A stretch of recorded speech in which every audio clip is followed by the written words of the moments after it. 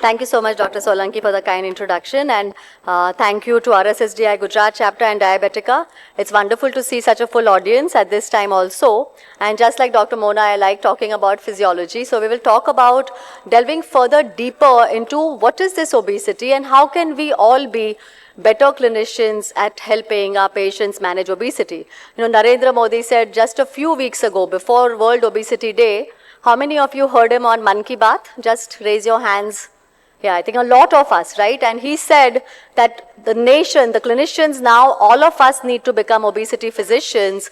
And in line with that, if you are aware, Gujarat Chief Minister has announced that we shall be doing, Gujarat will be the first state to uptake this, and obesity clinics will be initiated in all the government medical colleges. And we have already started in Ahmedabad last week. So it is very exciting times. My disclaimers, I am a speaker for Lilly, and please follow all the housekeeping rules. So I think today what I will do is kind of try to make it easy for clinicians in this room to understand obesity and how can you not get fearful. How do you do this? Every day I think, how many of you routinely see at least 10 patients per day with a BMI more than 30?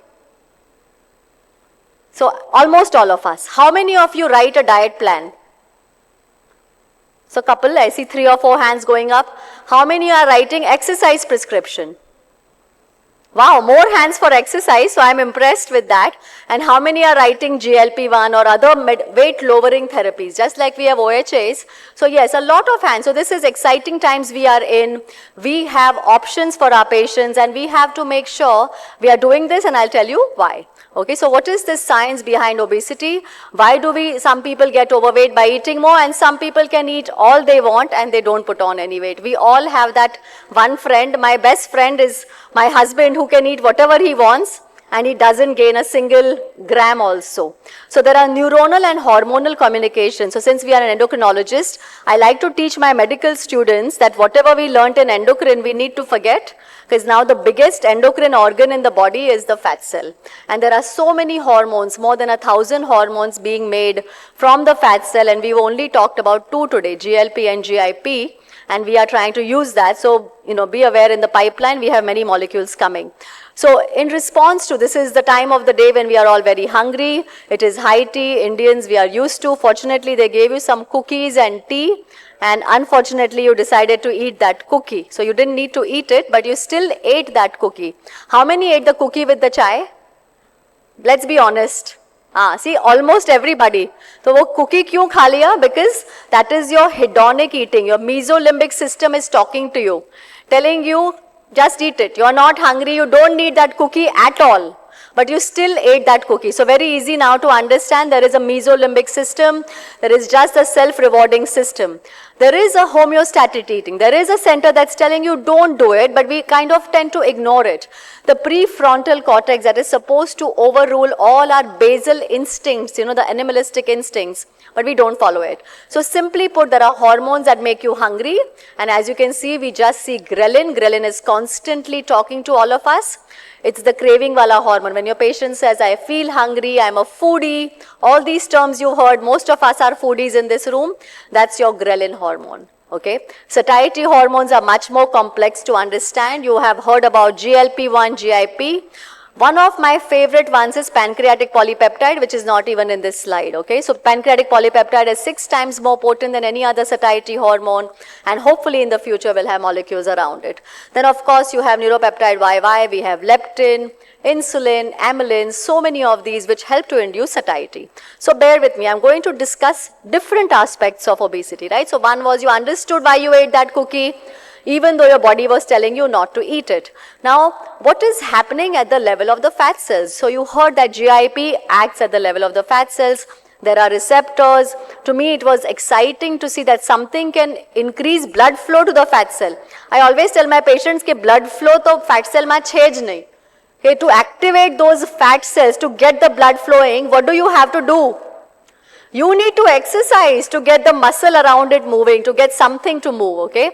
Now imagine we have an easy way out. You don't need to exercise, just take this GIP. And in the future, it's going to be an oral tablet for sure. So healthy individuals have normal adipocytes. Whatever you eat in excess, you don't store just as glycogen.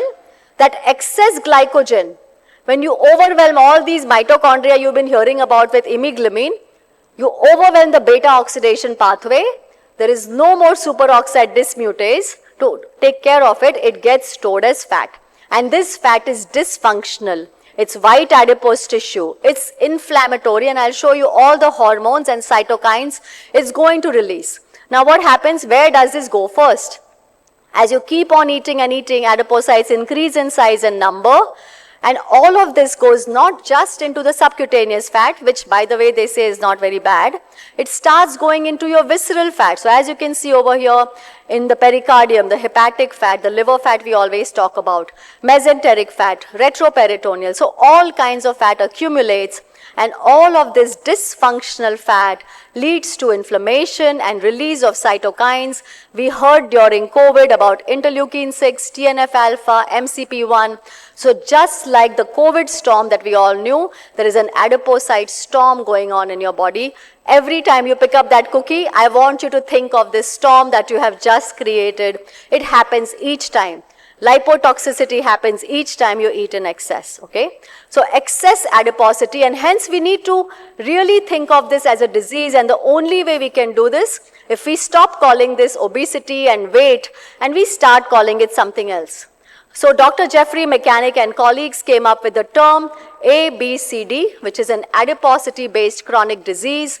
Very quickly, all the societies, including Endocrine Society of India, has also now labeled this as a disease. So we are fortunate, only in the last 5 years has this transition happened. Why is this important? Because now patients can address it, clinicians can address it and start treating it. So many factors contribute to obesity. As I just told you, you are born with a family history of obesity. So here's your genetics. On top of that, you refuse to move. So environmental factors, maybe it's your job, maybe it's what you're doing. Socio-cultural, we like to eat, doesn't matter what the occasion. We eat if we are hungry, we eat when we are not hungry.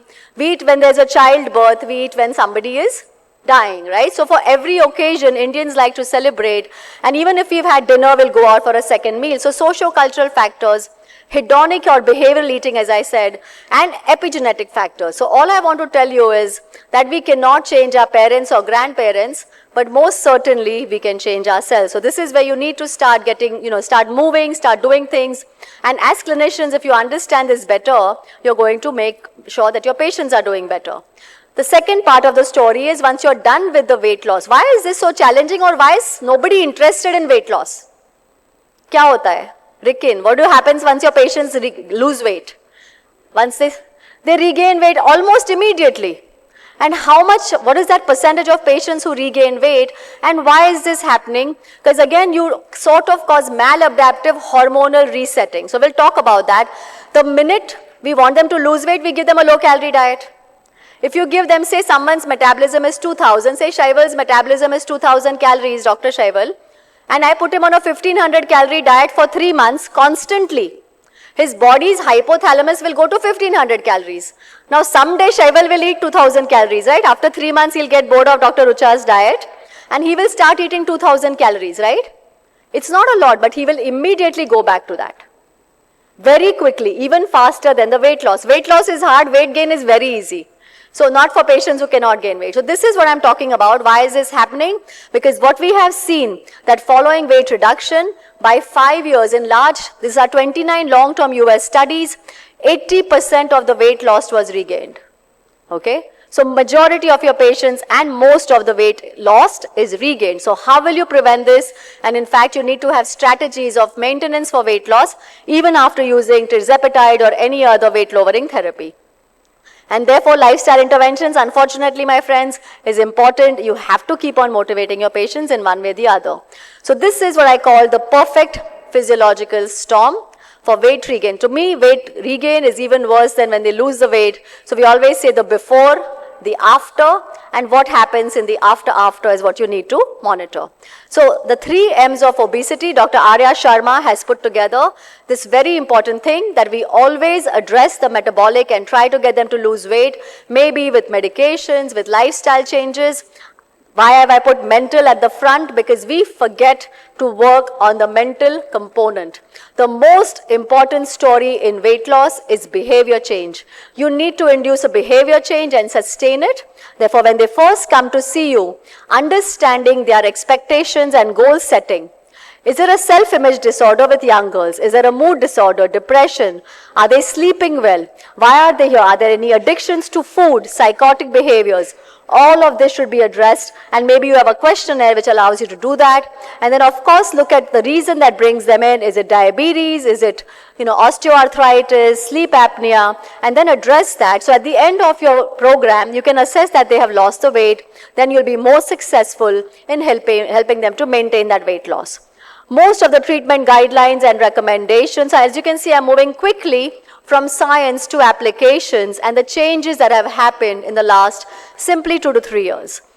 So the guidelines, most of the guidelines, including the ADA, the EASD, the ACE, as well as RSSDI national guidelines, have now said as a first line recommendation that when you treat diabetes, when you treat any metabolic disease, you need to focus on weight maintenance, weight loss, and obesity-related complications, and this should be individualized based on medical history. Now, why is this important and what happens? Because simply a 5 to 10% weight loss in your patients can lead to metabolic improvement.